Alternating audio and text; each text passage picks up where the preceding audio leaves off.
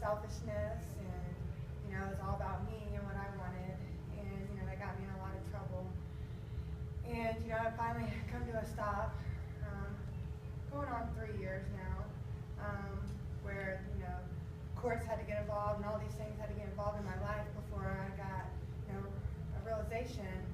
And so I was entered into Cobb County Drug Court for a lot of the bad decisions I made. And that started me off with a structure. I had to move to Cobb County. I was in Cherokee. My now 9-year-old, who lives with my parents because of all the bad decisions I made, I wasn't able to take care of her or do much for her. The best thing I could have done for her is let my parents, do what they could. I also have a 3-year-old, and she's been with me most of the time since she's been born. Besides here and there when I'd go to jail and get in trouble, her grandparents would take turns taking care of her. But when I got in Cobb County, I had to move to Cobb County, and I was living in Cherokee with my parents for a short period of time. And so my brother let me use his address, and about 6 months into Cobb County Drug Court, they decided they were going to move and go to Woodstock, which would have left me homeless with nowhere to go. I wasn't allowed to, I have no family here besides them, and so CFR, one of my counselors there gave me CFR's number, and I talked to Danielle. And I talked to Danielle on a payphone because I didn't have a phone, I didn't have a car, I didn't have nothing. I'm running to the payphone to call her. And I was accepted in this program, and that's when my life just really started changing. My 3-year-old, got to live with me permanently instead of just on the weekends, because drug court was very demanding. It was 6 days a week. I had to have a job. It was hard. And so I was able to get Destiny back with me. Desiree's pretty much, she was settled in with my parents and had a life going, she had her friends, her school. She was set over there, but Destiny got to come back to me.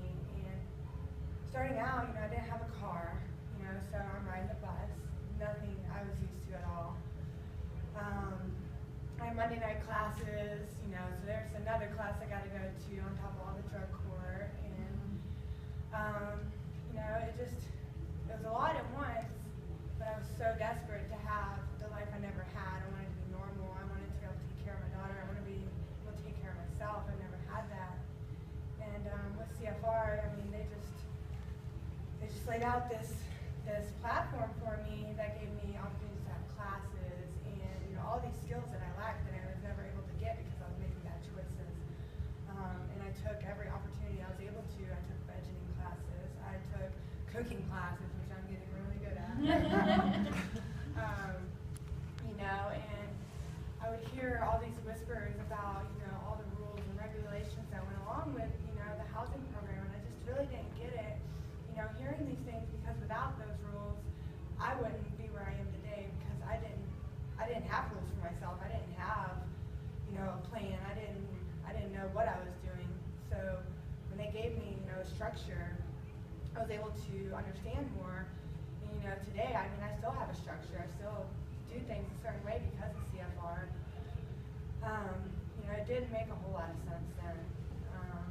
And I didn't argue. I cried, because I didn't get my way, but I still did what I was told to do. And it was the best decisions that, they could see things that I couldn't see because I was all in the midst of it. I was able to save a lot of money here. A lot of money. It was a really great thing. I was able to end up getting a car. His daughter lived with me full time. My oldest one's moving in with me in the summer. Life is just getting better and better and better.